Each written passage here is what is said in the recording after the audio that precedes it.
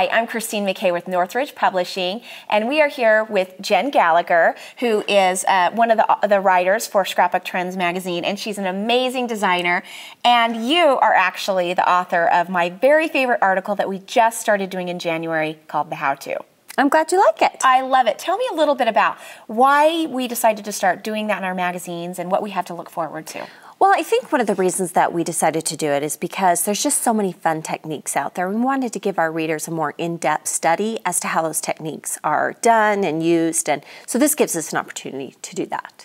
I love that because, you know, really when you look at a whole finished project, sometimes it's overwhelming and you're sitting there trying to figure out how they did that. How they get from step A to step B and how they, yeah, I agree. And a lot of times the process is very simple. I agree. So what are you going to show us today? Well, the how-to in February is on ink, and it involves all kinds of ink. You have your stamping ink, you have the mists, you have markers are a form of ink, and we show you a couple of different things. I brought one today by Lisa Truesdell, and this girl is just fabulous with ink.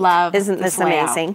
She just has a playful, artistic style. I envision her being in her studio and just like, I'm going to make this piece of art today. And art. I mean, that's what I love. Her designs are artwork. But as you can see, she has used mist, and we are going to use mist today, and I'll show you a little bit about how to do that today. Cool. I'm totally excited because I'll be honest, it's something that I've always wanted to learn, and I see these gorgeous little bottles of the Glimmer Mist at the store, and they're just cute. I want to buy them just because they're cute. I know, they're cute collectible items. They are, but I've really wanted to learn more in depth how to use it, so I'm excited.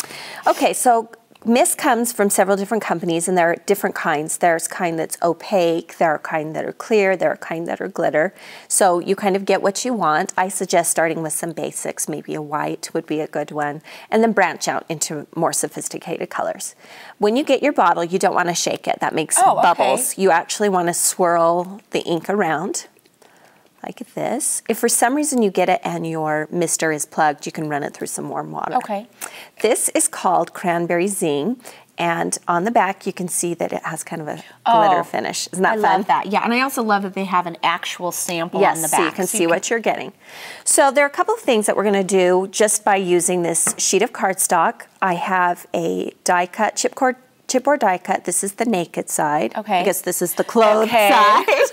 We are PG. So I want to show you how it can change the color of just the plain and one that's white. Awesome. I never even thought about that you could reverse it and get different looks. Okay. You can change the color of anything, letter stickers, whatever, using mist, and so that's what's fun.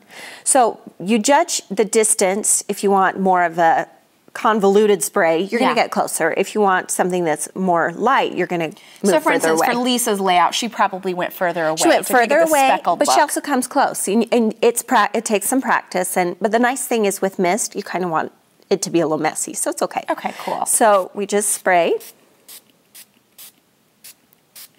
And you can see on the white that we have some dark. Yep. We have some mottled.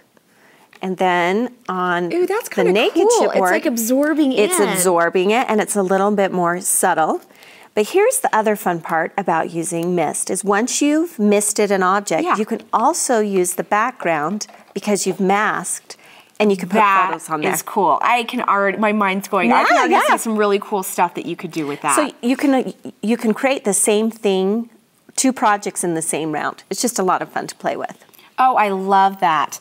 So not only are you going to have that step-by-step technique in the magazine, but also, like you said, some other how-tos as well.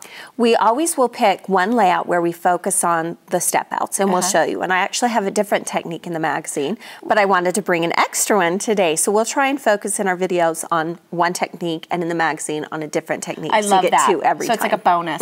Jen, thank you so much. I always appreciate the way that your mind works. You come up with the most creative things, and anytime that we can get the most out of our scrapbook supplies, I think that's a winner. So go ahead and pick up our latest issue of Scrapbook Trends Magazine, and you can read the rest of the how-to article and find out some other great techniques.